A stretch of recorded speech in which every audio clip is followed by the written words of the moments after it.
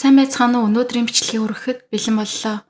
Өнөөдөр та бүхэндээ үнэхээр эмгэнэлтэй эргийг ярьж өгье.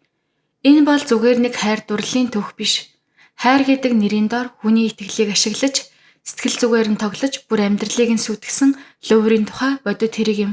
Тэгээд хамгийн харамсалтай нь энэ бүхний хохирогч хүн бол амьдралдаа анх удаа үнэн сэтгэлээсээ дурлаж, хэн нэгэнд чин сэтгэлээсээ итгэсэн залуу байсан. Түүнийг Шаво Яму гэдэг. 1981 онд Хятадын хөдөөний ядуу тариачин айлд төрсөн нэгэн. Гэхдээ тэр жирийн нэгэн байсангүй. Хичээлдээ үнэхээр сайн Бээжингийн алдартай их сургуульд орч чадсан. Дараа нь бүр Хятадын хамгийн том хайлтын систем болох Байдууд ажилд орсон. Ингээд түүнээс хойш түүний амьдрал амжилтаар дүүрэн болж эхэлсэн юм.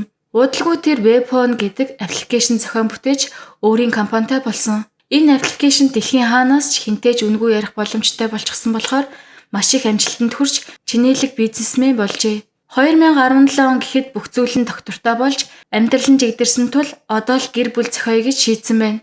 Ингээд тэр болзооны аппликейшн ашиглаад нэг бүсгүйтэй танилцжээ. Танилцсан бүсгүйг Жуохэн гэдэг.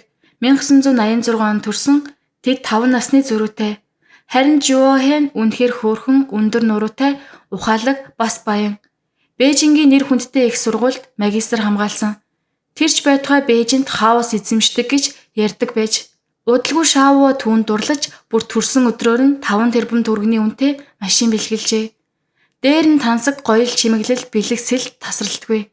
Уулзаад 10 хонож байхад яг л удаа үргэсэн хосууд шиг болсон байсан.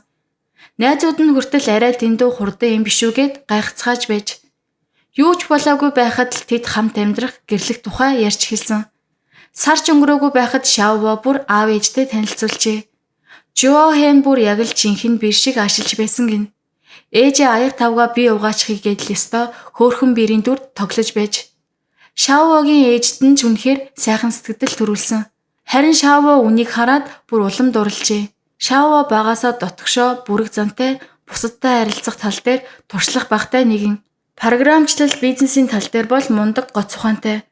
Харин хайр дурлалын хувьд яг л анхных нь. Тэр 30 гаруй нас хүртлээр жинхэнэ утгаар хэн нэгнийг хайрлаж, үерхэж болзож үзээгүй байсан. Тэгтэл нэг л өдөр ийм үзэсгэлэнтэй, боловсралтай, баян ухаантай бүсгүй түүнийг сонгож, бүр эцэг ихтэй танилцаж, хайртайгаа илэрхийлээд байхаар Шавод энэ бүхэн яг л үлгэр шиг санагдсан. Ингээд тэд аль бие осоор гэрлэх шийдвэр гаргаж бэлтгэлдээ орсон. Шаво 12 сая төгрөгийн үнэтэй алмазан бүгж худалдаж авсан. Тэгээд нэмээд олон үнэтэй цүнх, хувцас, гоёл бүр гэр бүлийнхээ нэрээр амралтын зориулалттай тансаг хаус авчээ. Уулзснаасаа хойш дөнгөж 50 хоног л өнгөрсөн байхад тэрээр 30 тэрбум төгрөгийг зарцуулсан байж. Харин нэг өдөр Шаво сонин зүйлс ажиглаж хэлсэн. Тэр Жуохэнийг гэр бүл, найзууд, ажлын түншүүдтэй танилцуулсан байсан ч Жуохэн өөрийн талаас хэнийг ч танилцуулж байгаагүй. Бас анх танилцахдаа төрсөн өдрөө 4 сард гэж хэлсэн болохоор Шаво түнд зориулж машин бэлгэлсэн. Гэтэл нэг өдөр иргэний үнэлгийг нь харахад төрсөн өдөр нь 11 сар байсан гин. Энэ бүхэн Шавод сэжигтэй санагдаж эхэлсэн. Гисэн Шаво бүхнийг зүгээр өнгөрөв. Гэвч гол үйл явдал гэрлэхээс ганцхан хоногийн өмнө болсон юм. Гэрлэхээс ганцхан хоногийн өмнө 6 сарын 1-нд Жуохэн гинэт Шавогийн өмнө сууж байгаад би чамд нэг зүйл хэлэх ёстой. Үнэн дээр би өмнө нь нэг удаа гэрлэж байсан гэж хэлжээ. Санаа зовсон шинжгүй инээнсэглэн ярьж байсан гин. Шаво мэдээж гайхсан, сандарсан. Гэхдээ тэр Жуохэнийг эвгүй байдал оруулахгүй тулд зүгээр чимээгүй сонссон. Жуохэний яриагаар бол тэр оюутан бахта ийг их залуутай гэрэлсэн гин. Ий залуу Бээжингийн оршин суух эрх авах гэж байсан юм байна. Тэр эрхийг авахын тулд гэрлэлт заавал хэрэгтэй гэсэн болохоор Жуохэн түүнд туслагээд бүртгүүлчихэж. Харин 2 сарын дараа л салцгаасан гин. Эхэндээ Шаво за ойлголоо гэд өнгөрөөсөн ч сэтгэл дотроо бол нэг л төгшүүртэй. Тэгээд итгэж чадахгүй гэрлэлтэд цуслуулсан лавлгааг харуулж болох уу гэж асуужээ. Гэтэл тэр мөчөд Жуохэн гинэт галзууртлаа уурлаж чи яагаад намайг шалгаад байгаа юм бэ? Өмнөх амьдралаа чамд байнга тайлбарлах ёстой юу гэд хашгирч бүр гэрээс нь явчихсан байна. Хөөхий Шаво өөрийгөө буруутгаж Жуохэнээс уучлалгүйсэн. Би буруу ойлгож намайг уучлаарай. Гомдоосондоо үнэхээр харамсаж байна гэжээ. Харин тэр үед Жуохэн нэг шинэ нөхцөл тавьсан. Чи миний гэрэлтэд цуслуулсан лавлгааг харахыг хүсэж байгаа юм байна тийм үү? Тэгвэл надад 600 сая төгрөг өг. Тэгвэл харуулъя гэсэн. Гэтэл Шаво аргагүй ирхэн зөвшөөрөөд 600 сая төгрөгийг өгж бичиг баримтыг авсан байна. Жуохены хуучин нөхрийн овог нь И биш Лю байжээ. Бас гэрлэлтийн хугацаа нь 2 сар биш 3 сар байсан. Жуохен тэр гэрлэлтийн дараа нөхөн олгор авч бас нөгөө залуугаасаа тансаг машин хүртэл авсан байжээ. Шаво энэ бүхнийг мэдээд гэрлэхээ түр бодъё гэж хэлсэн. Гэтэл Жуохен галзууртлаа уурлаад хэрвээ чи тийм бол надад дахиж гэрлэнэ гэж битгий яриараа гэд орилсон. Бүр Шавогийн нүрлүү цохиод гэрээс нь явсан гэдэг.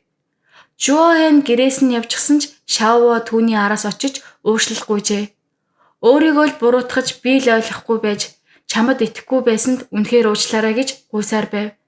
Харин Жуохен энэ байдлыг ашиглаад бас нэг шинэ нөхцөл тавьсан. Чи намайг сэжгэлснээс болж би сэтгэл зүйн хохирол амссан. Тийм болохоор энэ хохирлын төлөө чи надад төлбөр төлөх ёстой. Гэрлэх өдөр хүртэл өдөр бүр 4,700,000 төгрөгийн нөхөн төлбөр. Саллалтын бүртгэлээ устгуулах гэж байгаа тул 150 сая төгрөгийн зардал нэгсэн. Гэхдээ Шаво энэ бүхнийг зөвшөөржээ. Зөвшөөрөө зогсохгүй гарын үсэг зурсан. Ингээд 6 сарын 7-нд тэд аль бие осоор гэрэлтийн бүртгэл хийлгэжээ. Шаво одоо л бүх зүйл зүгээр болох байх гэж найдаж байсан ч жинхэнэ хар дарсан зүуд тэрнээс хойш л эхэлсэн байна. Хурам хийснээс хэдхэн хоногийн дараа л Шаво эхнэрийнхээ аимшигтай шин ааш авирт зочирдсон. Нэг өдөр Шавууд хурам хийсэнд баяр үргэе гэсэн мессеж ирсэн байдаг юм. Энэ мессежийг өмнө нь нэг удаа уулзаж байсан танил бүсгүй явуулсан байсан ч тэр мессежийг Жуохен олж хараад утсыг нь шидэж хэрүүлхийж эхэлжээ. Түүнээс хойш Жуохены ааш огцом өөрчлөгдсөн. Тэр Шавог үргэлж доромжлох болсон. Яг л амьд хүнийг хүн биш болгож газар доогуур ортол нь доромжилдог байсан гин. Чи бол ердөөл мөнгө олохоос өөр юу ч чаддгүй. Өмхийн амтай, хүний үнэргүй амтан. Би чамтай хамт байх ямар ч боломжгүй. Ийм үгсийг сонсоод Шаво уурлах нь байтугай харин ч бурууга өөр дээрээ авч дахин уушлахгүйсаар байжээ. Удалгүй тэр Жуохен дахин 600 сая төгрөг шилжүүлсэн. Гэхдээ энэ удаа нэг гэрээ байгуулсан байсан юм. Гэрээнд ингэж заасан. Нөхөр болох Шаво ямуу ирээдүйд хизээ нэг өдөр салъя гэж хэлвэл тэр Жуохенд 30 тэрбум төгрөгийг бэлнээр өгөх ёстой. Мөн хамтран эзэмшиж байгаа тансаг орон сууцны өмчлөлийг эхнэртэй бүрэн шилжүүлнэ. Шаво энэ бүхэндээ шууд гарын үсэг зурсан. Яг л элбдүүлсэн хүн шиг бүхнээ өгөөд байж. Шаво гинэт би яасан их мөнгө зарцуулчих вэ? Би ер нь ашиглуулж байгаа юм биш биз гэж бодож эхэлсэн байна. Жуохен шууд дараагийн айц төрүүлсэн дарамтчхалтаа хийж эхэлжээ. Манай аав ах Хятадын дотоод хэргийн яамд өндөр албан тушаалтай. Хэрвээ чи миний үгэнд орохгүй бол тэр чиний компанид татврын шалгалт оруулна. Тэгвэл чиний бизнес бүр мөсөн суурна гэжээ. Энэ үгийг сонсоод Шаво маш их цочирдсан. Учир нь тэр үед аппликейшн нь олон улсад амжилт олж хэрэглэгчд нь нэмэгдэж үнэлгээ нь өсөд явж байсан. Гэтэл ямар нэгэн татврын асуудал гарвал бүх зүйл нь ганхаж мэднэ. Удалгүй Шаво үнэхээр бүхнийг төвчгээ байгаад нэг өдөр "Боли салъя. Би ингэж амьдрч чадахгүй нэ" гэж хэлсэн. Гэтэл Жуохен огтхонч гайхалгүй шууд л "Тэгвэл надад 60 тэрбум төгрөгийн нөхөн төлбөр өг" гэж тулгажээ. Энэ бол аль хэдийнэ төлөвлөсөн тоглоомын дараагийн нүүдэл байж. Шаво энэ шаардлагыг хүлээж аваагүй. Харин тэгтэл Жуохен ээжигээ дагуулад шууд Шавогийн гэрт ирж хашгичж орилж шоу хийж эхэлсэн. Бүр мапын бүлэглэл маягийн залуусыг дагуулж ирээд Шавог зодож сүрдүүлсэн байна. Ингээд 2017 оны 7 сарын 16-нд тэд анх уулзснаасаа ердөө 110 хоногийн дараа Шаво ямуу аль бие ёсоор Жуохентэй гэрэлтэй цуцлуулсан юм. Тэр гэрээний дагуу Шаво хувьцаагаа зарч үл өдлөх хөрөнгөө зараад Жуохенд нийтдээ 39 тэрбум төгрөг төлсөн. Үүгээр дуусах байсан бол яах вэ? Гэтэл гэрээнд дахиад нэг зүйл байсан. Үлдсэн 21 тэрбум төгрөгийг 120 хоногийн дотор багтааж өгөх. Хэрвээ хугацаа хэтэрвэл өдөр бүр 45 сая төгрөгийн торгуул нэмэгдэнэ. Энэ заалт бүр утгагүй. Гэхдээ Шаво аль хэдийн гарын үсэг зурчихсан байсан. Хийж байгаагаа ойлгож байсан уу? Эсвэл бүрэн хяналтаа алдсан байсан уу гэдг нь одоо ч тодорхойгүй. Салсны дараа Жуохен зүгээр орхиогүй. Бараг өдөр бүр уцтаж мессеж бичиж мөнгөө нэхэж дарамтлж эхэлсэн. Үлдсэн 39 тэрбум төгрөгөө хизээ өгөх гэж байна. Хугацаа хэтэрвэл өдөр бүр надад 45 сая төгрөгийн хүү төлнө шүү гэж. Энэ бүхэн Шавог бүр хэцүү байдалд оруулсан. Эцэст нь 9 сарын 7-нд гэрлэлтэд цуцлуулснаас ердөө 2 сарын дараа Шао Ямму өөрийн бүтээсэн аппликейшны платформ дээр олон нийтэд зориулж сэтгэлээ уудалсан нэгэн аимшигтай мэдэгдэл нийтэлжээ. Тэр мэдэгдэлд муу эхнэрээс болж би бүхнээ аллаа. Миний компани сүрлээ аппликейшнээ хааж байна. Тэр мэдэгдэлтэй хамт Жуохэний хувийн мэдээлэл, зураг, гэрлэлтийн талаарх нотлох баримт, банкны шилжүүлгийн хуулга гээд бүх юмыг нийтэлсэн. Энэ пост яг л цахилгаан шиг Хятадын интернет орчинд тарав. Хүмүүс тэр дороо л уншиж гайхаж бухимдаж эхэлсэн. Гэтэл хэдхэн цагийн дараа Жуохэнч бас хариу барьсан. Тэр Шаогийн хувийн мэдээллийг дэлгэж энэ хүн татвараа төлдөггүй, хууль зөрчдөг гэх зэрэг гүтгэлгийн шинжтэй мэдээллүүдийг тарааж эхэлжээ. Шао өөрийн сошиал хуудас дээр дараах мэдээллийг үлдээсэн. Би гимгүй, би шударгаар амьдрахыг л хичээсэн. Гэхдээ намайг дотроос минь мөхөөсөн хүнийг би зогсоож чадсангүй. Харин хамгийн сүүлд нь тэр ингэж бичсэн байсан. Жуохэн, би чамайг зүгээр өнгөрөөхгүй. Энэ бол зүгээр нэг ууралсан хүний үг байгаагүй юм. Энэ бол сэтгэл нь бүрэн нурж, итгэл найдвараа алдсан хүний сүүлчийн үг байжээ. 2017 оны 9 сарын 7-ны өглөөний 4 цагт Шао Ямму өөрийн амьдарч байсан Бээжингийн орон сууцны 20 давхраас үсэрч амиа ээгүүтгсэн. Түүний гинтийн үхлийн дараа албан ёсны шалгалт хийгдэж Хятадын татварын албанаас Шао ямар ч хууль зөрчөөгүй бүх татвараа бүрэн төлсөн байсан гэж албан ёсоор зарлжээ. Түүний нас барсан мэдээ интернетээр маш хурдан тархаж олон мянган хүн гүн эмгэнэл илэрхийлсэн. Тэд Жуохэний тухай мэдээллийг цуглуулж эхэлсэн. Энэ эмэгтэй хэн бэ гэдгийг хүн бүр мэдхийг хүсжээ. Жуохэн өмнө нь 4 удаа гэрэлсэн байж харин салах болгондоо нөхрөөсөө их хэмжээний мөнгө тансаг эзүүл авсан байсан.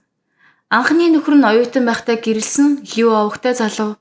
3 сарын дараа салсан ч 90 сая төгрөг тансаг машин авчээ. Хоёр дахь гэрлэлт нь маш богино байсан ч 45 тэрбум төгрөгийн үнэтэй машин авсан. 3 дахь нөхөр нь үйл хөдлөх хөрөнгийн томоохон хөрөнгө оруулагч байсан. Салахтаа бүр тансаг зэрэглэлийн хаус авчээ. 3 удаагийн гэрлэлтийн дараа гэхэд л 180 тэрбум төгрөг цуглуулсан байсан. Шао Яммугийн гинтийн үхэлд хүмүүс эмгэнэл илэрхийлээ зогсохгүй Жуохэний талаар маш идэвхтэй мэдээлэл цуглуулж ухаж эхэлжээ. Интернет хэрэглэгчид түүний зураг, бичлэг, гэрлэлтийн түүхүүд бүр банкны шилжүүлгийн мэдээллийг хүртэл дэлгэж гаргаж ирсэн. Хүмүүс бүр би энэ эмэгтэйг урд нь ихтэлгүүрт харж байсан. Одоо ч хуучин нөхрийнхөө машинаар явж байна лээ гэх мэт мэдээлэл хүртэл оруулж байв. Харин Жуохэн хүнээс ичгэнж байдгүй буруугаа ч хүлээгээгүй. Тэр харин ч гоёж годоод дэлгүүр хийсч явж байсан гэд боддоо. Түүнийг хараад хүмүүс уламж бухимдаж уурлаж эхэлсэн. Гэтэл яг жилийн дараа 2019 оны 6 сард дахиад нэг шок мэдээ тархав. Жуохэн болзооны аппликейшн дээр дахин гарч иржээ. Энэ удаа тэр өөрийгөө Америкт төрсэн Америк иргэн гэж танилцуулж огт өөр нэр ашиглаад шинэ бай хайж эхэлсэн байсан. Профайл зураг нь хүртэл өөр хүн шиг байж. Гэхдээ энэ удаа Хятадын интернет хэрэглэгчид түүнийг зүгээр орхиогүй.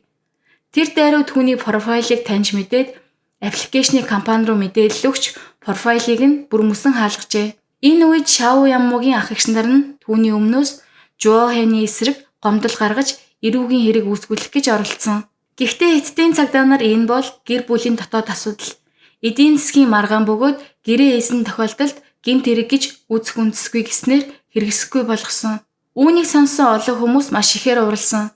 Жуохэн миний аавгах төрд өндөр албан тушаалтай гэж ярьж байсан. Тэгэхээр энэ бүхнийг үнэхээр дарж чаддаг хүн байна уу гэж сэжиглэж эхэлжээ. Удалгүй тэр аавгах гэх хүн өөрөө олон нийтэд хандаж ийм тайлбар өгсөн. Би төрийн байгууллагад ажиллаж байсан нь үнэн. Одоо бол багш хийдэг. Гэхдээ Жуохэнтэй бараг холбоо барьдаггүй. Бүр гэрэлсэн гэдгийг ч мэдээгүй гэжээ. Гэсэн ч хүмүүс тэр үгэнд итгэсэнгүй.